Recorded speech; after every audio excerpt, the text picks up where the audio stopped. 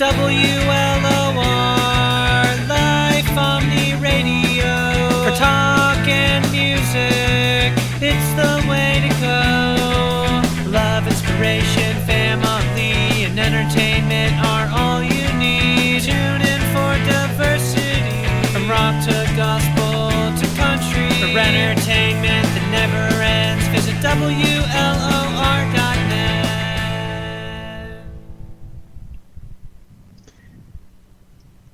Thank you for listening to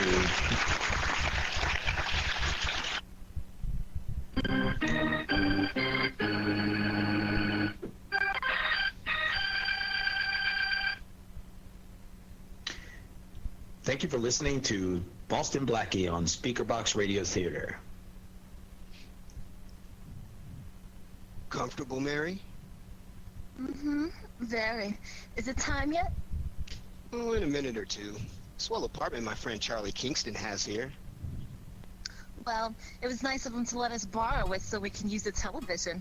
Imagine seeing Inspector Faraday on a television screen. Yeah, it's one of the nicest way of seeing Faraday. You know, so near and yet so far away.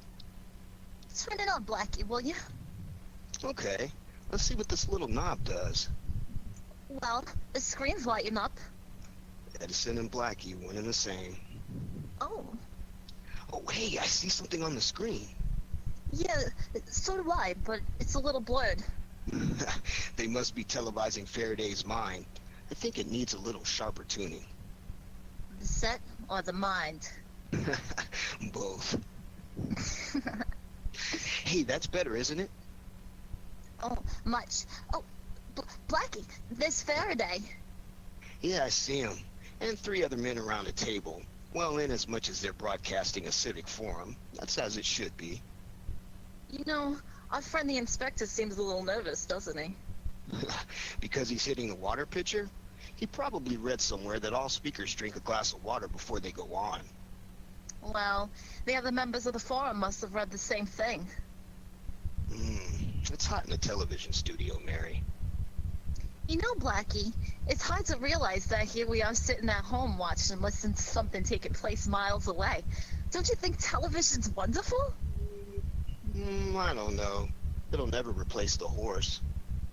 You know, I think it's about time you told me I was wonderful too, Blackie. I don't think you'll ever replace the horse either. Hey, I think that's Inspector Faraday. Yeah, now it's his turn to speak. I'll turn the radio part on. Good. This is gonna be fun. And now, ladies and gentlemen, we continue our roundtable discussion by presenting an astounding civic leader, Cyrus Baxter. Oh, it's not Faraday after all. Shall I turn it down? Oh, let's hear what Baxter has to say. I think Faraday should follow him. He's sitting next to him. Mr. Baxter seems to be a bit thirsty too. Well, he's finally putting down that water glass. Now maybe he'll... Shh. Ladies and gentlemen, I have come here tonight for a specific purpose. To make accusations against one of... Hey! Hey, what's happening to him? He's grabbing his throat. He's choking, Mary. Look, he's falling, Blackie. Right into Faraday's arms. Which means that somebody laid a murder right in Faraday's lap.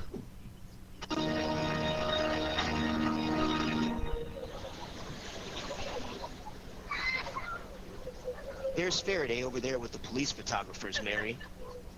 Looks awful worried, Blackie.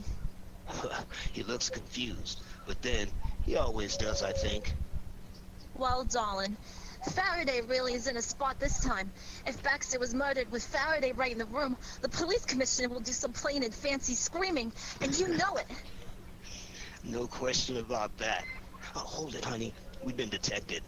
Here comes the inspector. Uh-huh. Hi, Faraday. Blackie, before I do anything else, I've got one thing to say to you.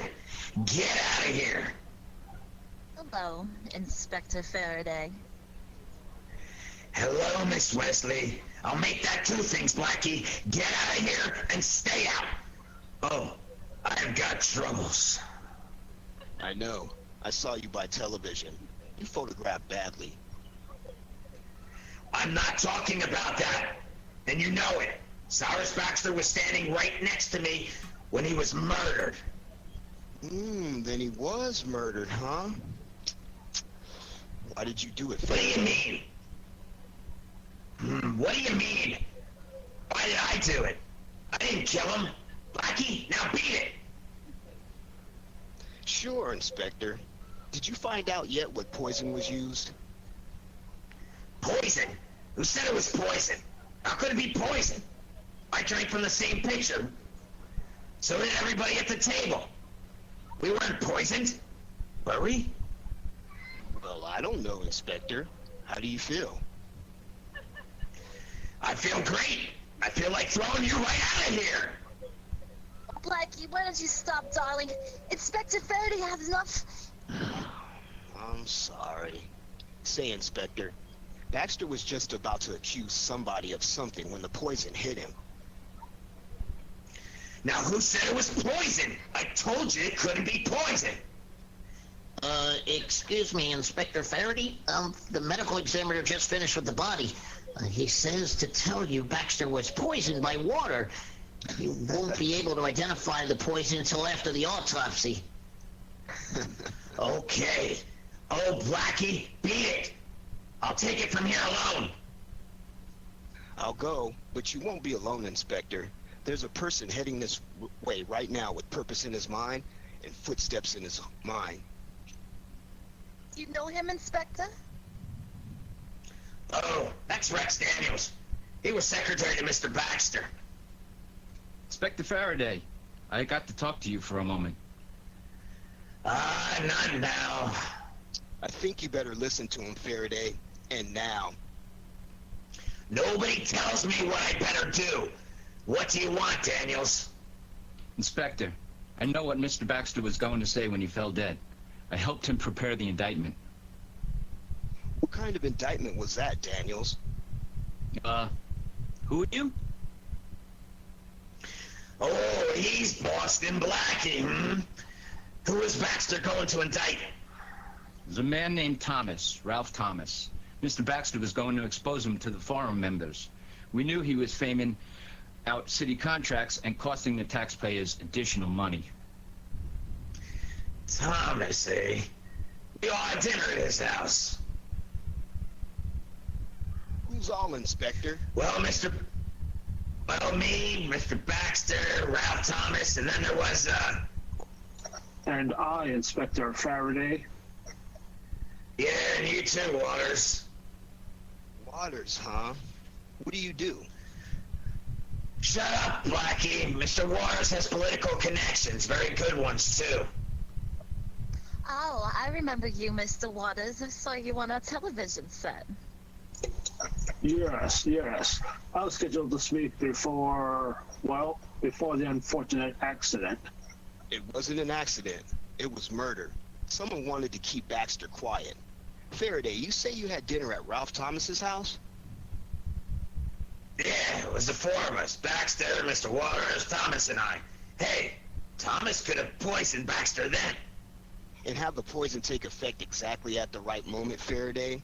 I don't think that happens except in books. So you don't think it happens? Well, who cares what you think? I'm gonna go to work on Thomas right now. Are you sure Baxter was going to excuse Thomas, Daniels? Of course I'm sure. Well, you're giving us some action, Inspector. That's all I want to be sure of. Come on, Daniels. Yes, sir. Thank you, Inspector Faraday. Thank you very much. I was very fond of my employer. Yeah, I know. Wait a minute. Do you figure to step into his job, Daniels? Well, I hadn't thought about it much, but I guess I am the only one who can handle it right away. That's all I wanted to know. You can go now, but I'll be seeing you.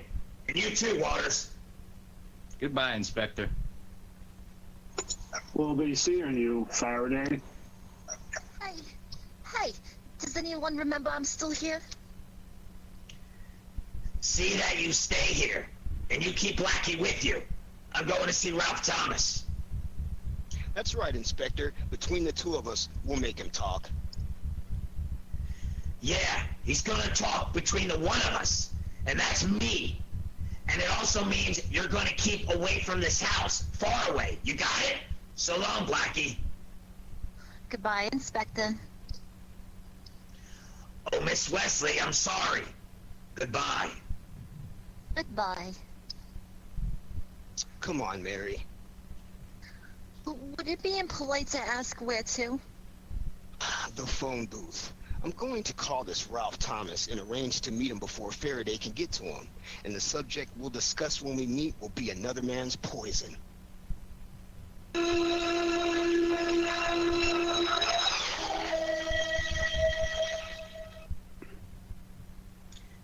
Thank you for listening to Boston Blackie on Speakerbox Radio Theater.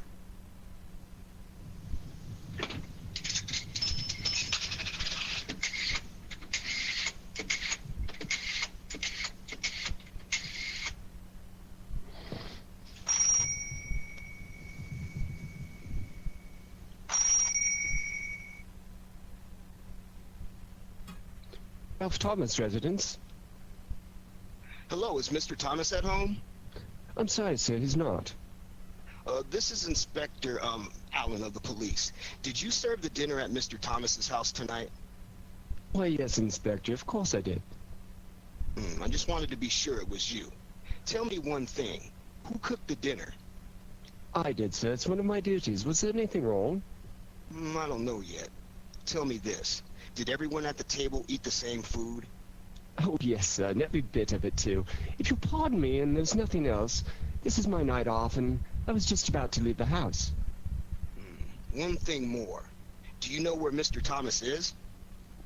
This is his bowling night, sir. The Academy Alley. You might find him there. Thank you very much. Goodbye. I'm in luck, Mary. Oh, yeah? Yeah. Blackie, what? Yes, Mr. Thomas has gone bowling, Mary, and the chance to see him alone is right down my alley.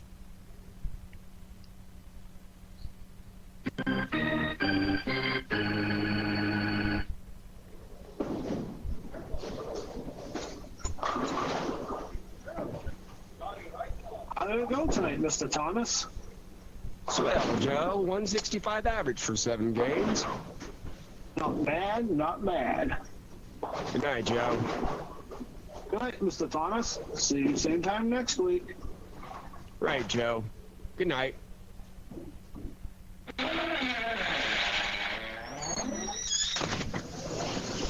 Mr. Thomas, I'd like to see you at the same time this week. Who are you? Boston Blackie. The name mean anything to you? Vaguely. You were looking for me? That's apparent, isn't it, Mr. Thomas?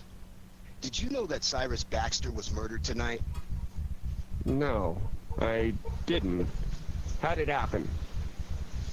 You don't seem very upset. There isn't much difference between life and death. It's the presence of one because of the absence of the other, if you follow me. Well, it's a little beyond my depth, Thomas, but murder isn't. By the way, Baxter did have dinner at your house? Yes, that's right, he did. So did Inspector Faraday of the police and Richard Waters. Were they poisoned too? I never said that Baxter was poisoned. No, you didn't, but you mentioned he was murdered and brought up the fact he had dinner at my house. Pretty obvious conclusion, don't you think? Either an obvious conclusion or definite knowledge. Look, Thomas, you're in a spot. Baxter was preparing to expose you publicly at the forum. Did you know that? No, but it's possible. My business is a little out of the ordinary. Just what is your business, Thomas? Just what business is of yours? Actually, none. But the police are after you, and if you're innocent, it's just possible I might be able to help. You don't think I poisoned Baxter? No, I think you're too smart to do that. Wait, come to think of it, this had to be a pretty smart stunt. What are you talking about? 4 men had dinner together, and later 3 of those men drank from the same water pitcher. The water was poisoned, but only 1 man died. That's a pretty good Tell trick. me how it was done. Well, maybe you'll tell me. First of all, Did all four of you eat the same food at dinner? Identical. Cream soup, roast beef, boiled potatoes, lima beans, dessert, coffee. Baxter had no coffee. Is that important? You know it's not. Who prepared the dinner, Thomas? Jones, my butler. He's a very good cook. I talked to him earlier. I understand he has the night off. Will he be home later? I think so. He has an apartment over the garage, generally in by midnight on his night off. I think I'll go see him. Maybe your butler will open the door to a solution of this case.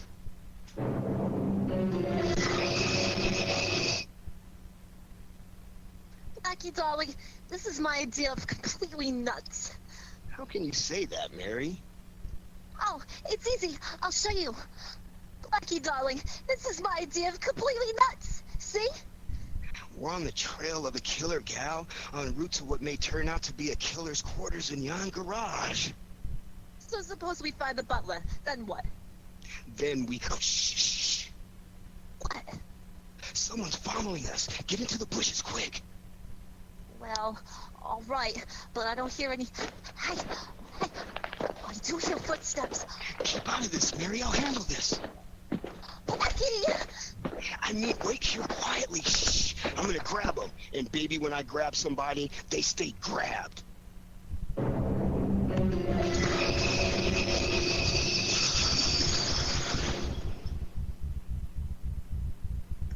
Thank you for listening to Boston Blackie on Speakerbox Radio Theater. While Blackie and Mr. Wesley were watching by television, Cyrus Baxter fell dead in the television studio, just as he was doing so to indict Thomas, political lobbyist. Thomas's secretary, Rex Daniels, and Richard Waters, a civic board member, are under suspicion, as well as Thomas. But investigation showed Baxter was poisoned. Then he had dinner with the others at Thomas's house. A search is made for Butler, who had cooked and served the dinner, en route to his quarters in the Thomas's garage. Blackie and Mary realize they are followed. Blackie jumps one of the men. Yeah, well, friend, that ought to hold you for a while. How do you like your face getting a massage? Did you get it, Blackie? Oh. Yeah. Flashlight, Mary, so I'll see what I nab and what kind of head I'll have hanging up in my trophy room. Blackie! Oh. Blackie, you don't let me up! Oh, it's Inspector Faraday. Oh, Blackie. Oh, darling. I'm sorry, Inspector. I didn't know it was you. Here, let me help you up. What's the idea of hopping on me? I didn't know it was you. What was the idea of trailing me? I didn't know it was you either. I saw two figures. One of them was mine. The good one. Mary. Well... Cut it out, both of you. Where are you going, Blackie? Well, nowhere. Just out for a stroll. Yeah, I know, me too. Only I took my stroll first. I got to this garage 20 minutes ago. Nobody answered the door at Thomas's house, so I thought I'd try here.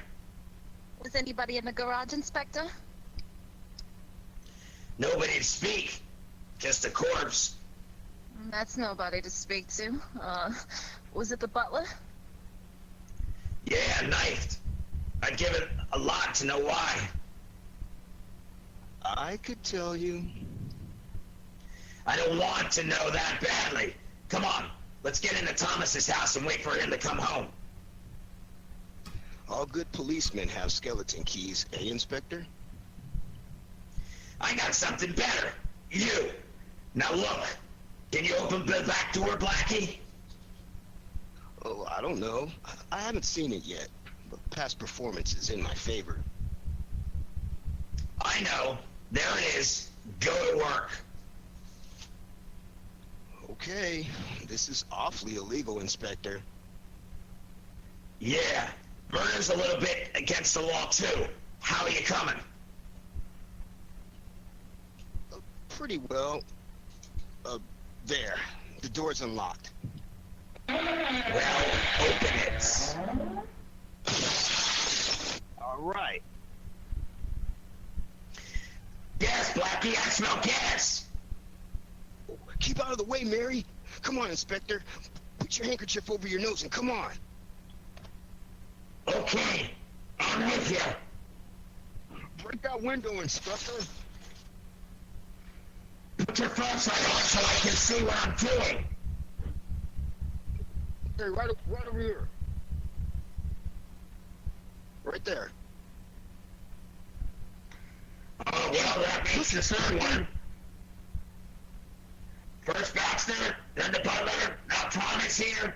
He killed first two and committed suicide. Well, that washes this case up.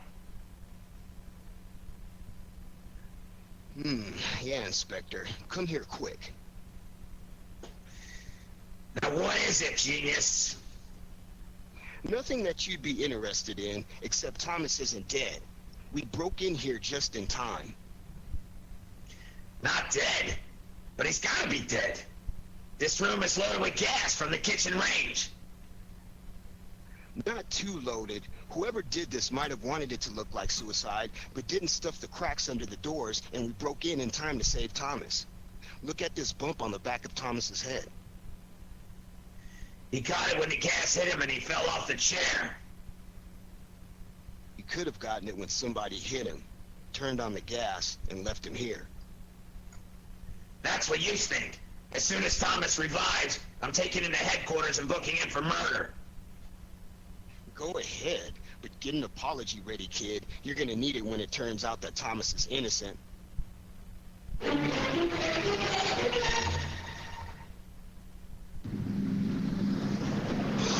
Just keep driving anywhere, Mary.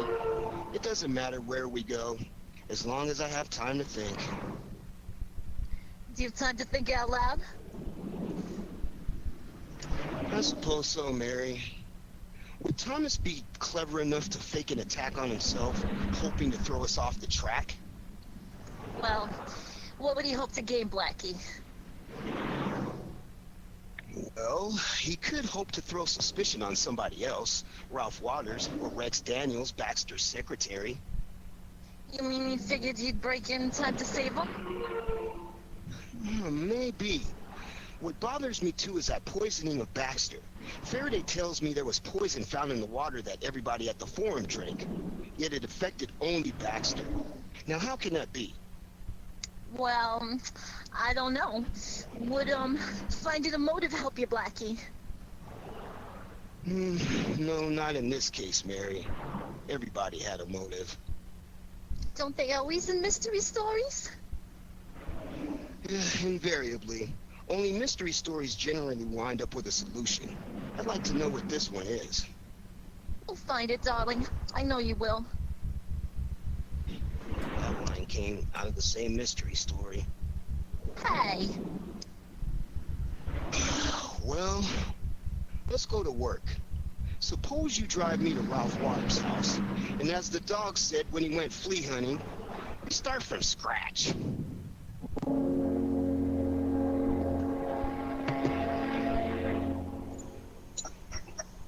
I don't think there's anything further I care to say to you, Daniels. And certainly nothing further I care to hear from you. Good day. Not so fast, Mr. Waters. I happen to be very fond of Mr. Baxter. I admire that very much. Good day. Mr. Waters, you had opportunity to poison that drinking water at the television studio and reason enough to want Mr. Baxter dead.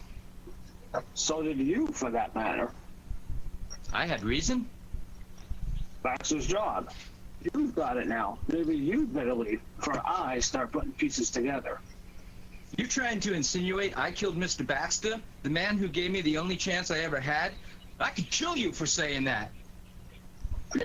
Stop it! You're talking me. Stop it! Better stop it, Daniels. Take your hands off him. What do you want here, Blackie?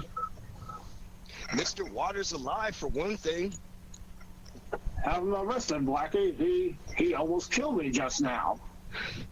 Yeah, I know. I saw that. And it gave me an idea.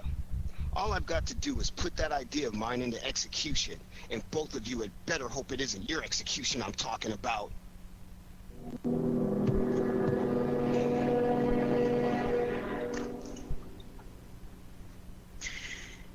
Lights hurt your eyes, Thomas? Too bad. Inspector Go on, talk. Inspector Faraday, there isn't anything I can tell you except what I've already told you. I know nothing of how Mr. Baxter or my butler were killed, or who tried to kill me and make it look like suicide. Thomas, I'm gonna...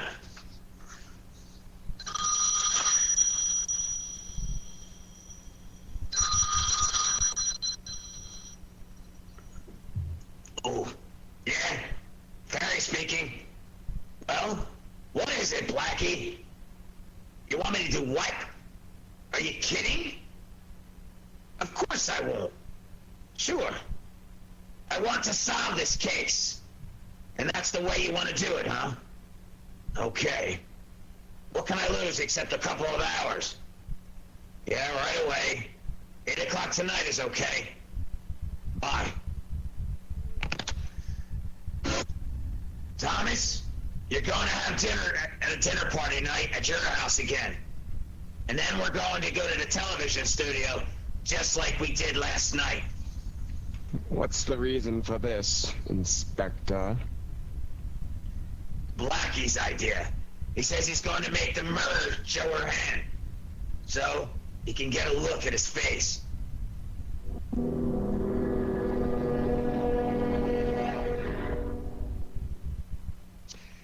Gentlemen, as you know, Inspector Faraday, Mr. Waters, Mr. Thomas, and I have just come here to the television studio from a dinner where we ate exactly what was served at the dinner last night. This farce is a little late to getting started, isn't it? That's what I thought. Maybe, Mr. Waters, but the ending is worth it. Come on, Blackie, come on, do something! I will, Faraday. I'll start with the roll call. First, Inspector Faraday of the police. What do I do now, pal? Not until this case is solved. Rex Daniels, secretary to the late Cyrus Baxter. I'm here. Richard Waters, member of the City Finance Council. Here, Blackie. And Ralph Thomas, political hanger-on, holding no office but packing a lot of weight. Thank you, sir. It's very hot in the studio under these lights, gentlemen. Here, in this pitcher of ice water, we'll be able to have a drink. But I'm going to improve the taste a little. The small bottle I asked you for, Inspector, please. Here you are. Thanks. There's poison in this water, gentlemen. The same poison that killed Baxter. I'm going to pour it into the water pitcher. And now I'm going to take a drink of glass of water.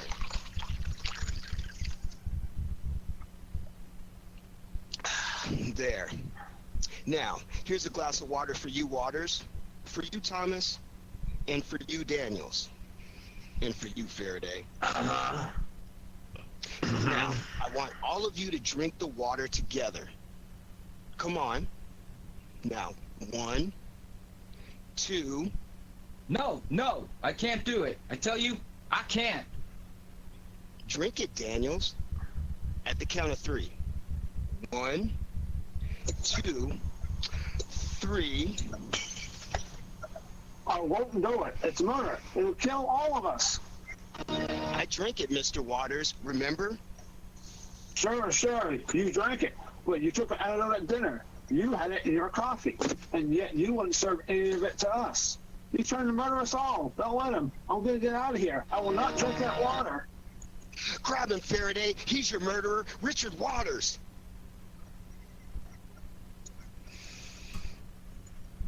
I'm listening, Blackie. I'm gloating, lovely one. Where shall I begin? With the reason that Waters killed Baxter? That was because Baxter was going to indict Ralph Thomas. Thomas had to have a partner in a city job. That partner was Waters. If Baxter named Thomas, Thomas would pass the bucks to Waters. Catch on? Catch on. I know why the butler was killed too. Waters had bribed him to put the antidote in the coffee he served at dinner, and then later killed him to keep from talking. Nice going. Waters knew Baxter drank only milk, and so he had the antidote placed in the coffee by the butler. He believed I had done the same thing before I drank the water, and that gave him away. And Waters later tried to kill Thomas and make it look like suicide so that Thomas would be suspected. How am I doing, Blackie? You're wonderful, Mary. But I still don't replace a horse, eh? Well, I think you're wonderful. Taking a chance on drinking that water you poisoned. Oh, don't be silly. I knew I hadn't any poison in that water. What? It was just more water I added, that's all. Tricky, huh? Yeah, darling, you're tricky, huh? And I'm thirsty, huh? So I'm gonna pour myself a little water. I do all the talking and you get thirsty. That's what I call a close friendship. Well, I'll answer that when I'm through drinking. Now, was it you? Oh, Blackie. What is it, Mary? What? My throat! My throat! Blackie! I'm falling! It's all right, dear. I'm holding you. What is it? What's the matter? Well, with you holding me, nothing's the matter. Just a little tricky too, darling.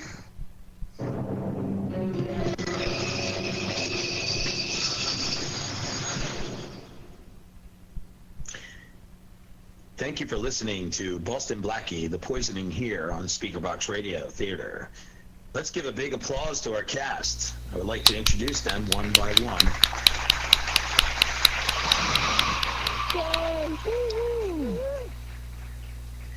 First, sound, Bobby Ventura. Second, announcer, Paul Gamitter. Third, Boston Blackie, Richie B. Jacobs. Richie B. Hello. Then Mary, Brandy Hellcat Noir. Faraday, Paul Gamitter. Daniels, and Officer Eric Penny. Butler Kip Baldwin. Joe, Joseph N. Frezza.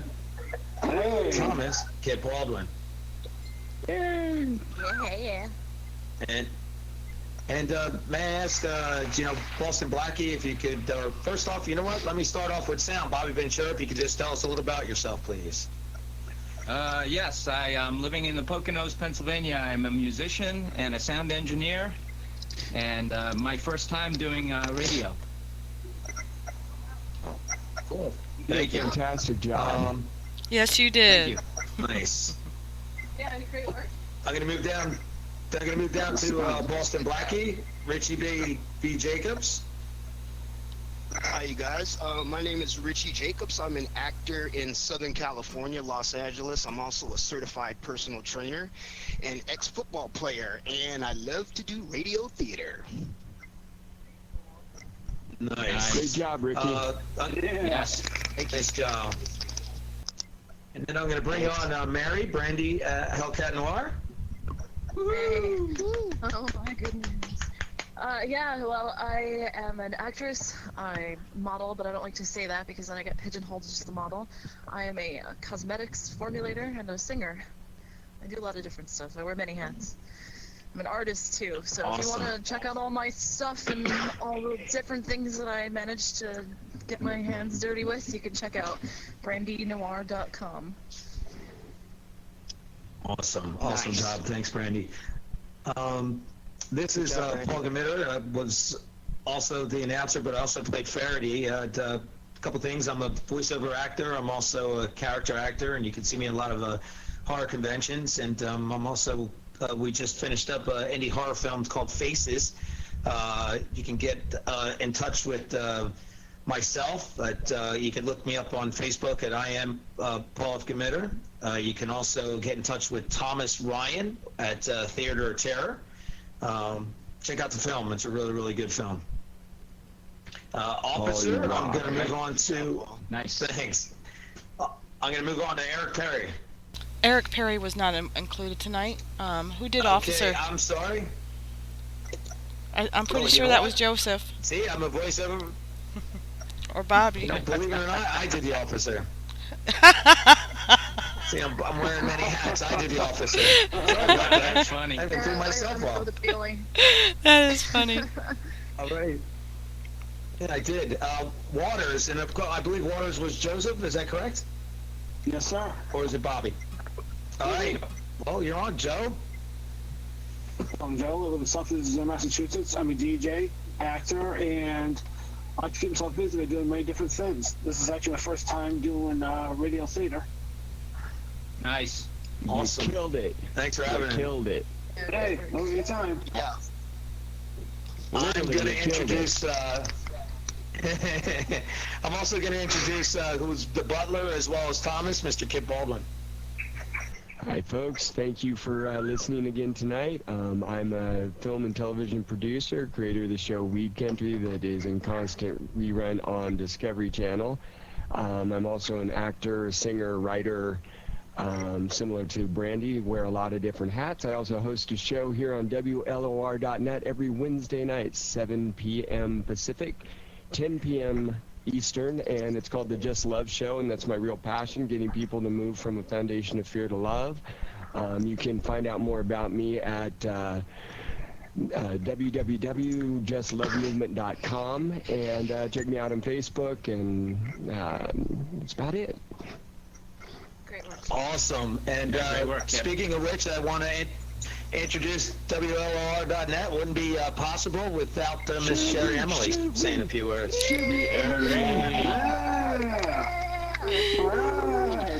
Well, first off, I want to say thank you to every single one of you. You did a wonderful job tonight. I'm very proud of you all and very impressed with your performances. Thank you. And I hope you you. come back again you. and do another one. Yes. Oh, absolutely. Yes, Absolutely, you got What a it. pleasure, Miss I love it. Emily. It's fun. we are You on just have to twist my arm. Okay. We are on WLOR, Life Omni Radio, and I thought of this show probably mostly because when I was younger, I used to listen to these kind of shows with my grandparents, and I enjoyed them. You know, we used the mind instead of using the visual.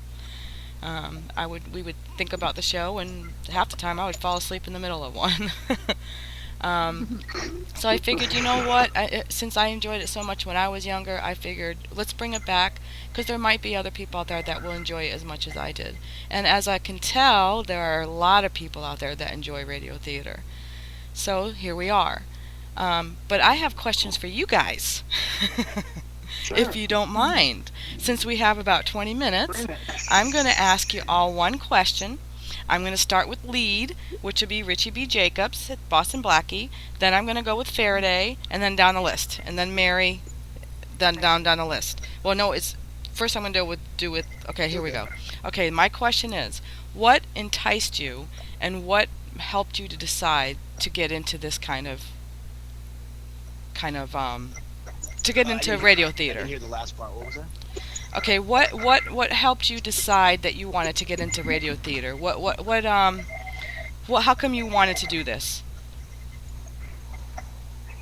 I wanted to do this because when I did some research on Boston Blackie, I thought it was very interesting that the character was a good guy but had kind of a bad past, and relating to some of the characters that I do as an actor, it just kind of fit into my mode as far as me just reading the words of Boston Blackie and just going, oh man, that's me. So I just really was excited to play the character just by reading the script, and also as a little kid listening to, well, I guess it would be my great-grandparents, but my great-grandparents used to tell me about radio theater. And when I was also in school, I did a thesis on radio theater, and it's just something that I wanted to try, and because as an artist, just wanted to create the character myself, or just kind of bring Boston Blackie to life myself, and maybe take him out there with me when I go do some movie stuff and television stuff. So that's one of the reasons why I really got involved, because I was just excited to play Boston Blackie. Well, thank you, Richie. We appreciate that. Mary? Well, this is something that I've been interested in my entire life, honestly. I've been watching film noir and into vaudeville and reading detective novels, you name it, since I was a kid. So this is just, something that obviously evolved out of my interest. And I really do appreciate you, Sherry, bringing this back, the revival. I think it's really great to, open up an avenue for people like me who are actors that do appreciate this genre and love it as much as me and have studied up maybe on film noir or pre-code Hollywood films and really, feel these actors and they want to kind of bring that sort of character and feeling and the mystique of film noir back to where we are now. Thank you, Mary. So, and Paul? thank you. Paul, well, here's how this came about. I am a character actor. I do a lot of voiceovers, and I have unique voices with a lot of my characters. And then one time, Mr. Adam Ginsberg had given me a call. Adam was portrayed the role of Boston Blackie at another set that we did, and he said, hey, I know how you do voiceover work. Asked me to come on, and said, not a problem. So I enjoyed it. Everybody's been wonderful, and I really enjoy this stuff. And from there, not only do I do voiceovers and character acting, but then I got into the indie horror scene. And like I said, not to give another shout out, but our movie Faces is doing really well. We got Best Actor, we got Best Soundtrack, and then we also received a Audience Choice Award, which I think is my my favorite award to get because, it's letting the people speak. Aside from that, it's been awesome. Congrats. Looking forward to doing it again. Paul. Yes, Yeah, congratulations. I also want to say that it's thanks to Adam actually too that I am here. So Definitely. I Yes. really appreciate Mr. Ginsberg bringing me into this project. And I appreciate him bringing all of you into this project. Kip, well, Kip's been with me for a long time. You're up, Kip. Well, I am a lifelong radio baby. AM radio, probably my best friend going back as far as I can remember, clear up to, through sports, any sort of talk radio I've loved to listen to. Excuse me. Listened to Stern for many years until I just got kind of bored of the same thing after a while. As far as radio theater and what I love about radio itself is that it's the one form of media that it doesn't take all of your senses to enjoy. You can just have it on in the background. You can be listening to it, taking it in, pay as much or a little attention to it as it catches your attention. Where so many things are, even reading a book, it's just sort of all encompassing. It takes all of your focus away from doing anything else. And for me, radio just is a really unique form of entertainment. And bringing back radio theater, I think, is a real special part in the marketplace that I think Sherry's right on for doing it. And I think that with all the new technologies that are out there, the sky's the limit on where we can take this ultimately. Now, Kip, you are next month. You're going to be directing a radio theater show. You want to tell everybody a little bit about that? Yeah, it's this can be exciting. This is something I wrote about 13 years ago, and it's called The Road to Fenderville, and it's about a mythical town in Louisiana where all our dead rock stars and movie stars live, and we love to hear the Elvis sighting, the Jim Morrison sighting, the Bruce Lee sighting. Nobody ever really dies.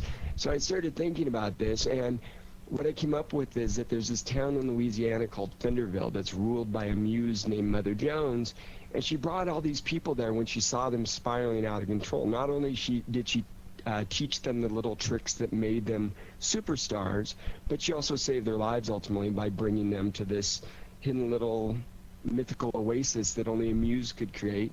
And I think it's going to be a lot of fun. It's very music driven, so if you like good classic rock and roll, you're going to love this show. If you like the idea of dead celebrities and telling those sort of stories, you're going to love this show. And the show, in large part, was really inspired as far as format and structure by one of my favorite all-time shows, television shows, Northern Exposure. So if you like that sort of entertainment and that sort of writing, and that sort of mythology, I guess, you're going to like the show. Well, thank you. We look very much forward to it next month. All of us do, actually. I'm looking forward to it. Yeah, that's cool. Sounds like a lot of fun. Bobby? And I hope Bobby's available to do sound and stuff for us, because it's going to be really sound intensive. Well, he said he was a keeper, that'd be so.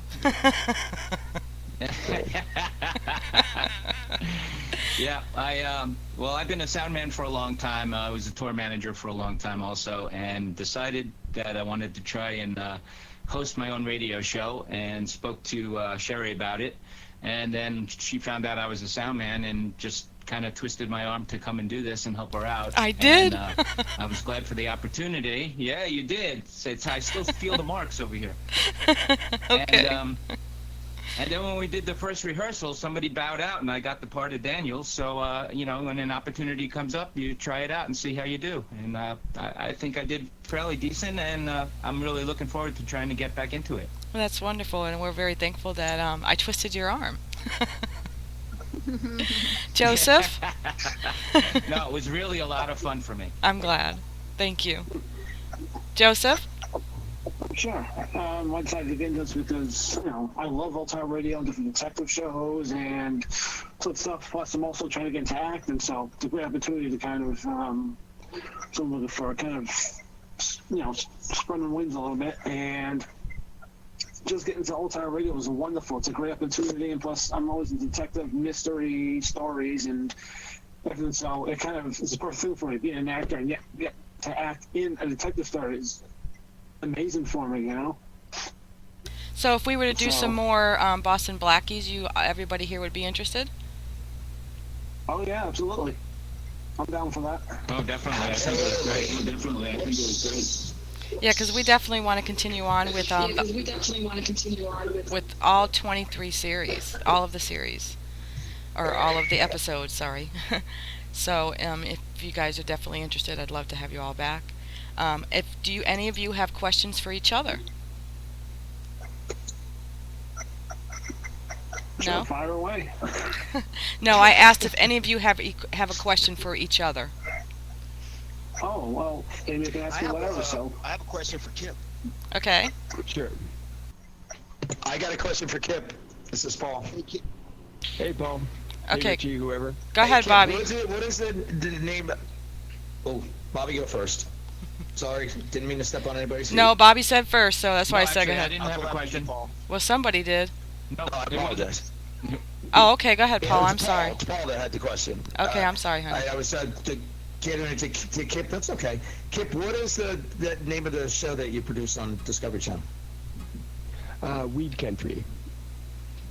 Oh, It was cool. about the medical marijuana industry here in California.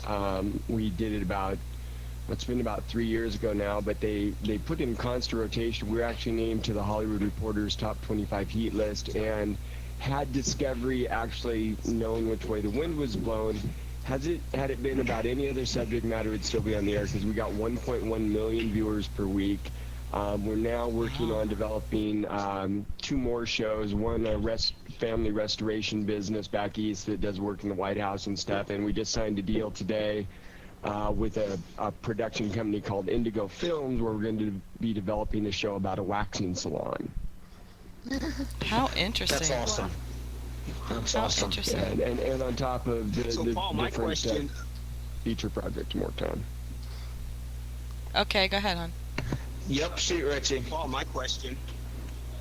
Go ahead. Regarding your show that you're going to put on the radio, do you have any characters that I might be able to play? Yeah, I'm not particular. I mean, if Adam and stuff, if we do more radio shows, like I know we're doing with Sherry, if anything comes up, absolutely. I mean, I'm always open.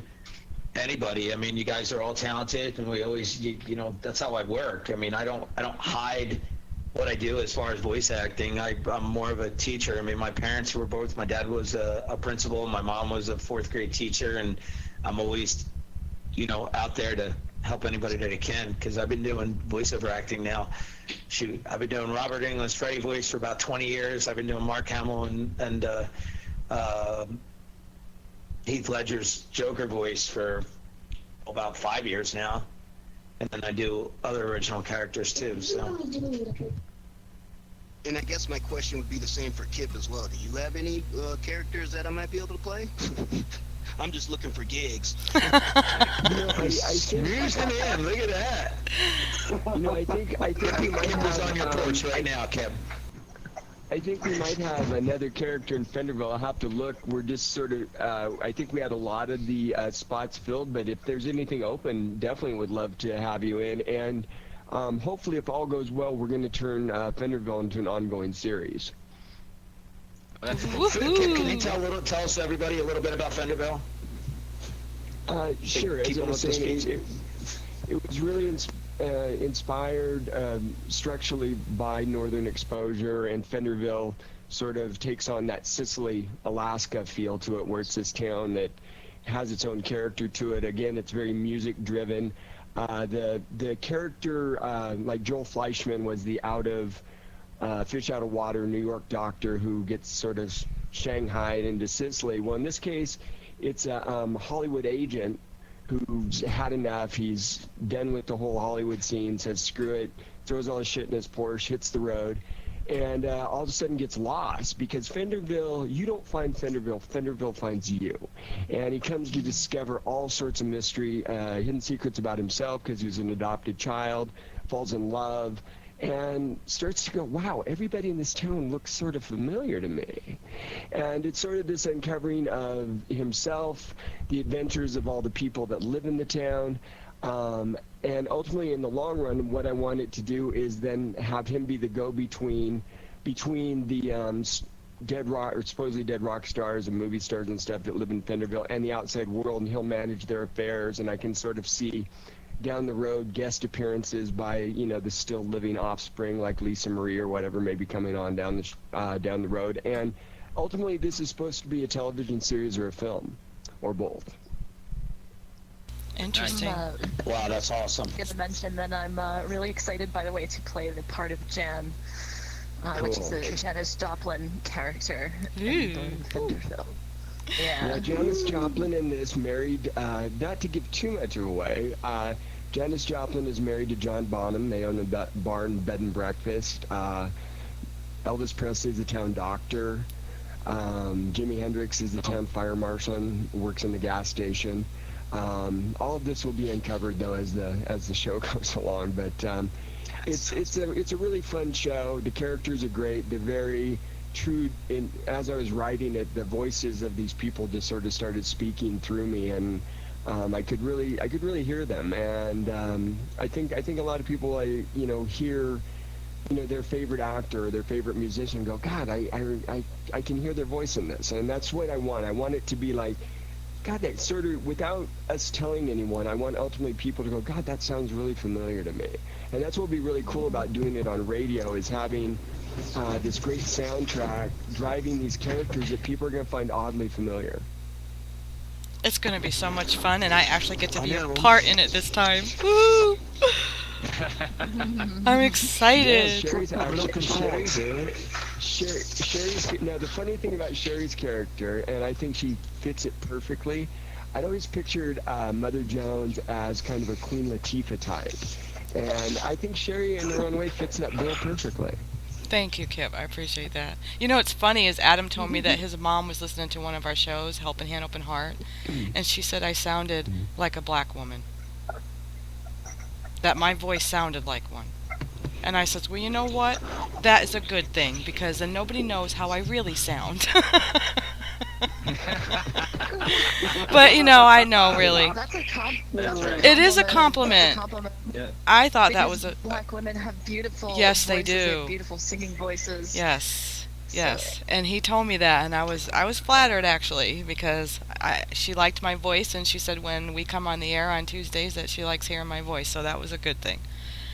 But well, speaking of kind of interesting segue, speaking of African Americans, I was at the most amazing event on Wednesday night. I got invited to, and I didn't really know what the event was about. One of the locations on our film is this truck driving school over in Oakland, and the people that own the truck driving school asked me to this this author's book premiere at the Dutch Embassy, and I talked to the author who's going to be a guest on my radio show, and she goes, oh, it's about the hidden history of Amsterdam, and oh God, I love hidden history, great. So I go there. Well, it's about the hidden slave history of Amsterdam, and she gives guided tours all through Amsterdam, teaching the people in Amsterdam all about their slave past as slave owners and things. And most, like, you can't say the word slave in Amsterdam to a lot of people. If people had owned slaves in Amsterdam, they don't talk about it in public. Well, see, and she's brought all of this to the surface. See where I live, Great. where I live here in Massachusetts, which Joseph knows. You have Cape Verdean, who are dark skinned. Now, if you say African American here, they get insulted. Do they not, Joseph? Yeah, around here You too. know, so that's why I said black, Yeah. because if I say I'm not allowed to say African American around Yeah, here. because they're not. Yeah, because everybody is not African. They're not all from the same place. Exactly. And Cape Verdean is Portuguese, and I'm half Portuguese, so they're just from a different area of Portugal. Is who Cape Verdean is, right? Isn't that right, Joseph? Yeah. Oh, I wasn't commenting because of the use of the word black Oh. necessarily at all. Oh, okay. I just didn't know for sure. Whenever I was telling the story. Okay. I don't know. Who knows where the political correctness winds will blow tomorrow? To me, it's like how somebody says you're white, somebody says whatever. I It's know. just a description of what your eyes see. It's not a That's right. derogatory comment. Right. Like me, I don't I'm see actually that. green. I'm a moldy shade of green from spending too much time in moldy basements and dusty attic. People, What'd you say, Richie? never guess Poor that. Richie. What'd you say, Richie? Oh no, I was just saying it doesn't matter if you're black, brown, purple, green. Exactly. You do have a great voice, Sherry. Well, thank you. I appreciate that. But it was just when Adam told me that, I'm like, what? Does she ever seen a picture of me? It was funny. It was funny and cute at the same I've time. seen it. But anyway, again, I want to thank you all very, very much for being a part of the Boston Blackie episode this time, and I look forward to working with you all again on the next one. I'm very thankful for every single one of you. I think you're all amazing, amazing people, and I wish nothing but the best for you, and I hope you definitely blossom in all your fields, because you all deserve it. Very much. You're great. Right back at you. You're great, every single one of you. And I'd like to give you a round of applause.